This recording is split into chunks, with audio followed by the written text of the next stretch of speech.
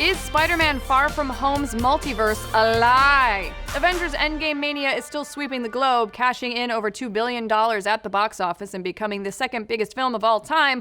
But that didn't stop Marvel from dropping a new trailer for Spider-Man Far From Home this week, with a friendly neighborhood spoiler warning from Tom Holland right at the top.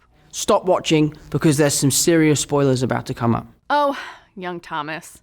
It's interesting that you should be the one to be concerned about spoilers. Nonetheless, buried within the trailer is the introduction of the multiverse to the Marvel Cinematic Universe, and it has the internet wondering, could all of this be a lie? Now, before we go any further, this video will spoil some elements of Avengers Endgame, so if you haven't seen it yet, take a lead from Tommy. Stop watching, because there's some serious spoilers about to come up. Still here? Great. Most of the new Far From Home trailer focuses on Peter mourning the loss of his mentor, Tony Stark.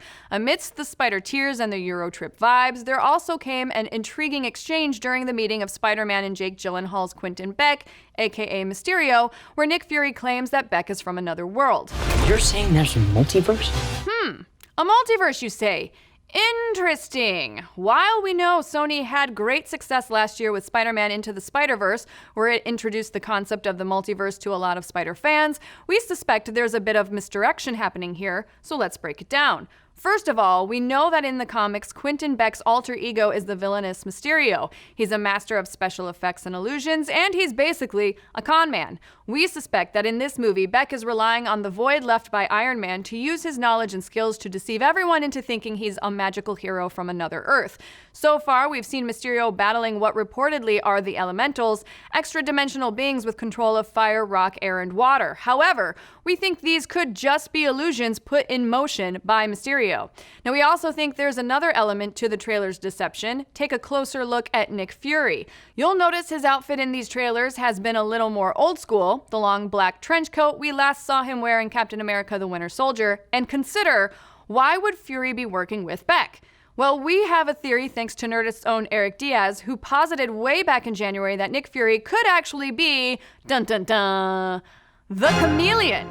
Now, if you're unfamiliar, the Chameleon is another classic Spider-Man villain who can change his appearance at will. In the comics, he goes by Dmitry Smerdakov and was extremely adept at disguises, and as Diaz states, he injected himself with different formulas to allow him to mold his facial features into any person of his choosing. He even used holographic projections to create his disguises and change his look by merely pressing a button. Another villain who uses deception and illusions. Sounds like somebody who would want to team up with Mysterio, aka the Illusion Daddy. Side note, shout out to Dan Casey for the term Illusion Daddy. So does this mean that all of the talk of other Earths and multiverse is a load of nonsense?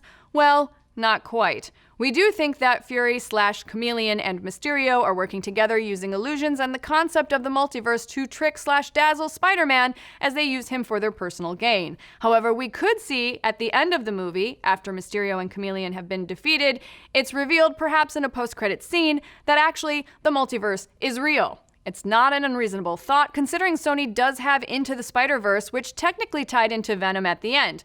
We know they want Tom Holland to face off against Venom in the future, so the multiverse could be the key to getting Tom Holland's Peter Parker and Tom Hardy's Eddie Brock to share the screen. I don't know. Of course, Marvel did just introduce the concept of time travel to their world, so bringing multiple worlds into play right after that might be a tad too much for a Spider-Man solo outing. We'll just have to wait until July to find out what exactly ends up happening with Quentin Beck, Nick Fury, Peter Parker, and the multiverse. But what do you folks think? Could the multiverse in Spider-Man Far From Home be a hoax? Is Nick Fury secretly the Chameleon? And if the multiverse is real, do you think there's an alternate universe where Jake Gyllenhaal was Spider-Man and Tobey Maguire is now Mysterio? Let's discuss. Thanks for watching. Be sure to like, subscribe, and mash that little bell to get notified every time we go live with the show or drop a new video. And make sure to check out our Game of Thrones after show, All Kings Considered, live on Mondays at noon Pacific on Nerdist YouTube and Geek and Sundry's Twitch.